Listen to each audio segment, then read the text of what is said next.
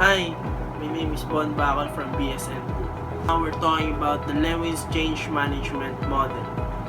Lewin's Change Management Model is composed of three stages, based what we are usually see when we search Lewin's Change Model, the analogy of ice, composed of unfreeze, change, and freeze stages. Let us now listen to each stage. What Lewin is trying to say that stability of human behavior is based on quasi-stationary equilibrium. A large force field which has two forces, the driving forces and the restraining forces. Driving forces is not already in the system, constant in the system. But what is harder to get is the restraining forces because there are personal psychological factors, defenses in the group, which leads to resistance happen, which leads to some individual don't want to go to other direction because they are used in their old way. First stage now is the unfreezing stage. This is the process which involves finding a method of making it possible for people to let go of an old pattern that was counterproductive in some way. This stage, people realize that something is going to change and they are dealing with strong emotions such as denial, impatience, uncertainty, and doubt. All forms of learning and change in this stage starts with some form of dissatisfaction and frustration, which results to anxiety. But providing an environment that make the individual or the group feel safe to commit mistakes while learning, they become motivated to start the change. Stage now is the change stage. Once the team members are psychologically stable, the change now can start. In order to accept the change and contribute to making it successful, people need to understand how it will benefit them. Not everyone will fall in line just because the change is necessary and it will benefit the company. Time and communication are two keys to the changes occurring successfully. People need time to understand the changes, and they also need to feel highly connected in the organization throughout the transition period. The last stage, the refreezing stage. This stage is about solidifying the change. After the change has been implemented in the change stage, employees are inclined to revert to their old habits. Therefore, it is advisable to make proper arrangement and carry out interim evaluation, monitor and adjust when it is necessary. The freeze stage also needs to help people and the organization internalize the changes. This means that making sure that the changes are used all the time and that they are incorporated in their everyday lives. With the new sense of stability or changes, employees feel confident and comfortable with the new ways of working. Steps on an unfreezing stage. Determine what needs to change. Understand why change must take place. Ensure there is a strong support from the management. Establishing framework to identify and win the support of key people within the organization serve as the pillar for the incoming change in the organization. Create the need for change.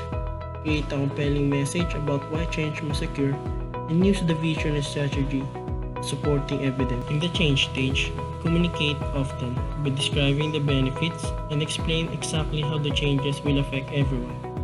Next is empower actions, providing a lot of opportunity for employees' involvement. Lastly, the refreezing stage. By anchoring the changes into the culture, develop ways to sustain the changes, provide support and training, and lastly, celebrate the success. This helps the organization to find closure, taking them for enduring painful time for the change. So how do I apply this Lewin change management model in my real life?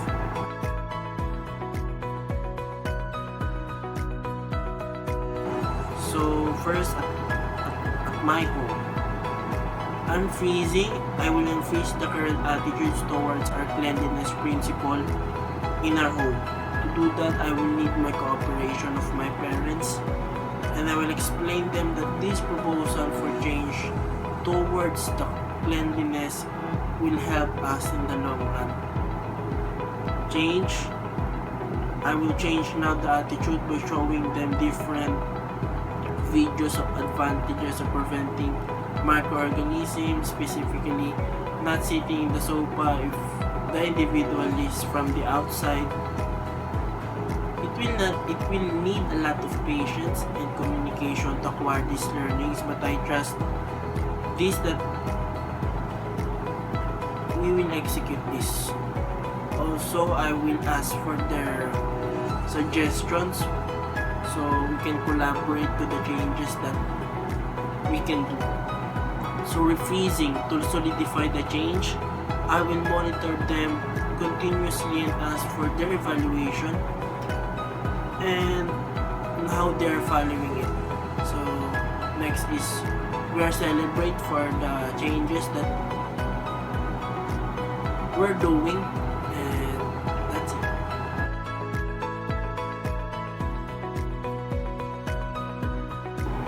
At the community, so the unfreezing with the help of our president and the homeowners in our subdivision, we will unfreeze the current attitudes toward the way they control the schedule in the basketball court. So we will change the schedule in playing the basketball court with the help of other homeowners, and I will show them the benefits of physical fitness in our everyday lives. So yung mga ibang kabataan sa subdivision namin ay hindi nalululong sa Mobile Legends kundi sa physical activities like basketball. Refreezing to solidify the changes again. We will ask for the evaluation and the other homeowners that are always using the basketball court na palagi ba itong masusunod ba yung changes na pinropose natin.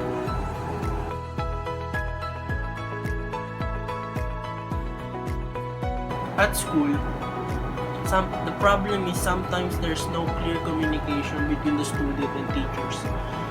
So which leads to the confusion of students regarding to certain instruction and lesson on a certain subject.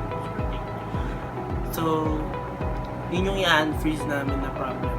In the change stage, we will change that by encouraging the students to listen attentively and ask immediate questions whenever they do not understand the lessons or instruction.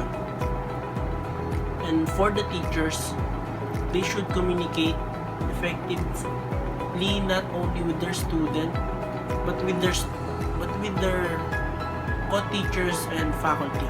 So to solidify the change, we will ask for evaluation for each individual that masukat natin kung may nangyari ba sa ginawa nating pagbabago.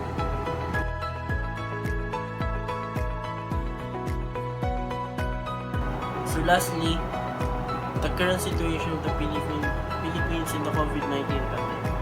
So we will unfreeze the current problem for the Social Remuneration Fund of the government, which is 275 billion I think, and the proposed mass testing of the many Filipinos. We will change that by changing the current management to the pandemic COVID-19. So to help our Filipinos to survive in time of crisis. So in the mass testing, we can know who have the virus so we can isolate them immediately. To solidify the change, sana it will take a time to control this, but we have our movement now, so at least we can control this kahit paano, and after this we can all celebrate our sacrifices and praise the Lord.